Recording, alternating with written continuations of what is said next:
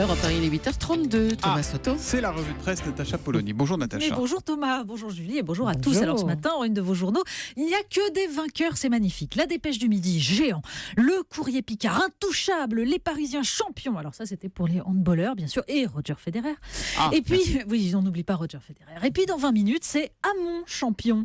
Paris-Normandie, Hamon sur orbite, Midi libre, Hamon en force. Et pour l'Union, le Télégramme et Sud-Ouest, c'est à gauche, toutes. Quant à Libération, il célèbre une gauche de gauche.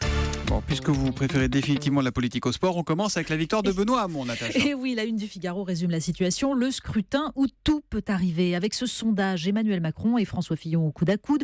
Benoît Hamon devant Jean-Luc Mélenchon.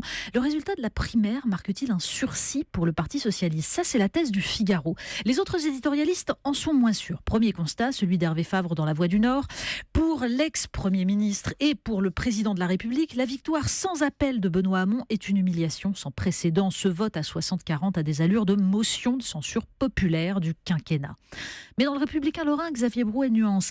S'il séduit cette frange écolo-bobo pas mécontente d'infliger à Manuel Valls une dernière gifle pour solde du quinquennat, son projet de revenu universel ne convainc pas même son camp politique. La réconciliation scellée par une fraîche poignée de main hier soir aura bien du mal à résister aux forces centrifuges de l'astre mort qu'est devenu le parti d'Épinay. Personne ne croit à une réconciliation, mais comme le remarque Cécile Cornudet dans Les Échos, les primaires semblent avoir amplifié le clivage gauche-droite. Les électeurs se sont fait plaisir avec un vote identitaire. Suffisamment en tout cas pour ouvrir un espace au centre. Il y en a un qui n'est pas centré, c'est Donald Trump et son fameux décret de ce week-end. Oui, ça c'est la une des Échos. Trump sème le trouble chez ses alliés occidentaux. La presse dans son ensemble raconte l'indignation causée par le décret interdisant l'entrée des États-Unis aux ressortissants de 7 pays musulmans. Et le point essentiel est dans Libération. Bruxelles reste sans voix devant la volte-face d'un allié historique. Pour Bruxelles, écrit Libération, l'empire du mal est manifestement à Washington. Mais oui, mais la réprobation morale, c'est un peu léger.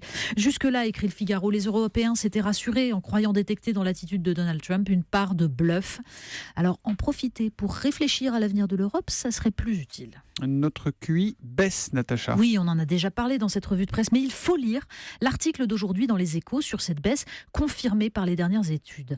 Parmi les explications avancées, on trouve notamment la banalisation du hashish. Les gros consommateurs auraient en moyenne 8 points de QI de moins que les autres. Mais surtout, les perturbateurs endocriniens. Deux sujets des débats de la primaire de gauche. L'industrie chimique raffole des substances dites halogénées, c'est-à-dire contenant des éléments chimiques réactifs, comme le chlore, le brome ou le fluor, qui sont susceptibles d'interférer avec le système thyroïdien et d'empêcher le développement harmonieux du cerveau. Dans Libération, Daniel Schneiderman s'insurge contre ces journalistes et éditorialistes, méprisant un Benoît Hamon qui n'hésitait pas à parler de sujets secondaires, les pubertés précoces des fillettes, les perturbateurs endocriniens, jugés moins dignes que les sujets régaliens. Ils furent, dit-il, ses meilleurs agents. Vous savez que les perturbateurs endocriniens, c'est un sujet sur lequel il se bat depuis des années, c'est un sujet Benoît Hamon. crucial. Oh, la sieste. Vous nous parlez de faire la parce sieste. que jusqu'à présent, faire la sieste, ça vous exposait à la réprobation générale. Pas du tout.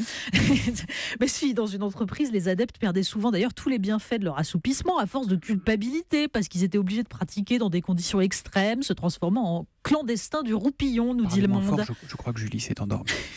Merci Julie. Mais bon, Le Monde nous annonce que tout ça, c'est fini. En fait, il suffit de troquer le mot sieste contre le terme américain power nap. Et oui, power nap. Soudain, on quitte la faiblesse du laisser-aller pour embrasser l'ingénierie profilée du pouvoir. Et d'ailleurs, aujourd'hui en France nous raconte que l'université de Saint-Étienne a inauguré pour ses étudiants en médecine une salle baptisée 1001 nuits dédiée à la power nap. Et oui, parce que le sommeil permet d'améliorer la mémorisation, l'efficacité au travail, la créativité. Ça aussi, ça pourrait faire un bon programme présidentiel. On termine en ouvrant les pages de Technicart. Oui, le nouveau numéro de Technicart nous alerte. La dictature du chat.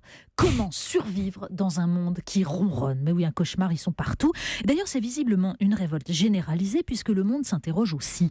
Les chats qui peuplent la culture Internet ne seraient-ils pas d'affreux réacs vecteurs d'un sentiment conservateur et nostalgique? Et d'ailleurs, cette révolte porte un nom, le pouchatisme, qui dénonce ces assistés pervertis par la société consumériste qui les a totalement récupérés.